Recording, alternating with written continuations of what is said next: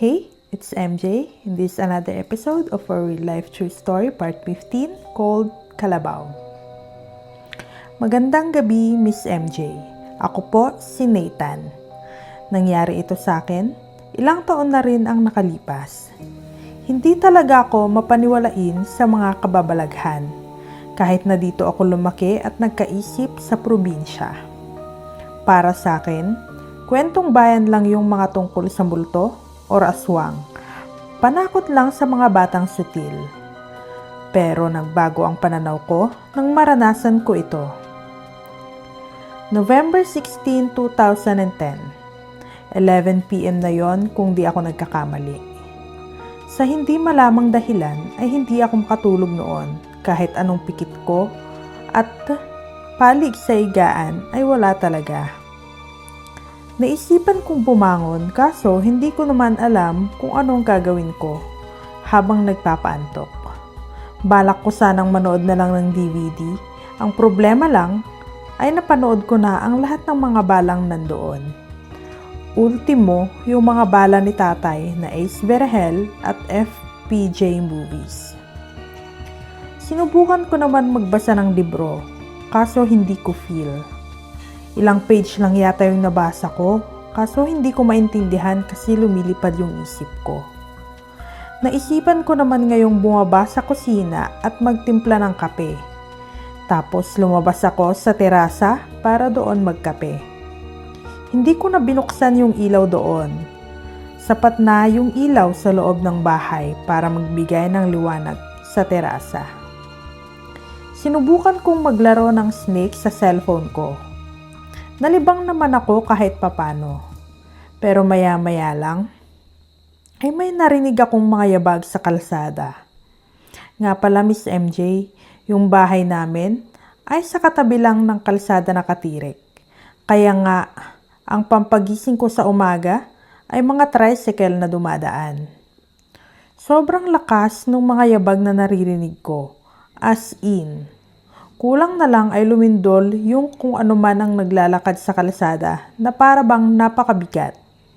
Dahan-dahan kong sinilip at inaninag yung kalsada at malayo pa lang natanaw ko na yung sobrang laking kalabaw. Noon lang ako nakakita ng ganun kalaki. Alam naman kasi natin na iisa lang ang sukat ng mga magulang na kalabaw, mapababae man o lalaki. Dahan-dahan itong naglakad sa gitna ng kalsada na parang bigat na bigat pa sa sarili. Nung konti na lang ay mapapatapat na ito sa terasa namin ay bigla itong tumayo na parang tao. Nung nakatayo na ito, ng tuwid ay lumingon-lingon pa yon sa paligid. Siguro ay tinitignan kung may nakakita sa kanya. Doon ako napayuko. Nagtago ako sa balustrade ng terasa namin. Kahit hindi naman ako sure kung makikita ako roon. Pero sa tingin ko naman ay hindi niya ako nakita. Miss MJ, nag-aagaw yung itim at abo na kulay sa balahibo ng nilalang na yon. Sa sobrang laki nito, tingin ko nasa 7 feet ito. Hindi ko rin alam kung dinadaya lang ba ako ng mga mata ko. Pero ang alam ko, gising na gising ako ng mga oras na yon dahil sa pagkakape ko. Kung yung iba, tikba lang ang nakikita, ako naman, Minotaur.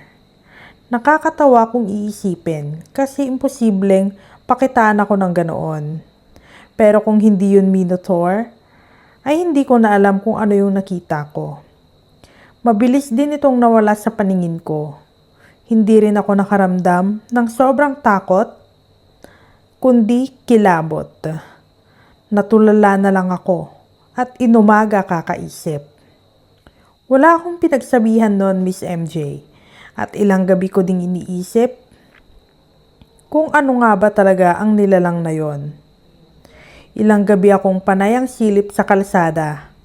Umaasa ako na makita ko ulit yung nilalang na yon, pero hindi ko na ulit nakita. Hanggang ngayon, napapaisip pa rin ako.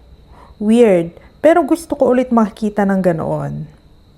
Hanggang dito na lang, Miss MJ. God bless po. Thank you for sharing your story, Nathan. And for you, if you have any story to share, message mo lang ako. And I will send Gcash in return. Whoever wants to send, it's okay. Si admin nang bahalang mag-edit ng mga sinisend yung story. And that's it for tonight. Bukas ulit. Thank you for watching this video. Bye!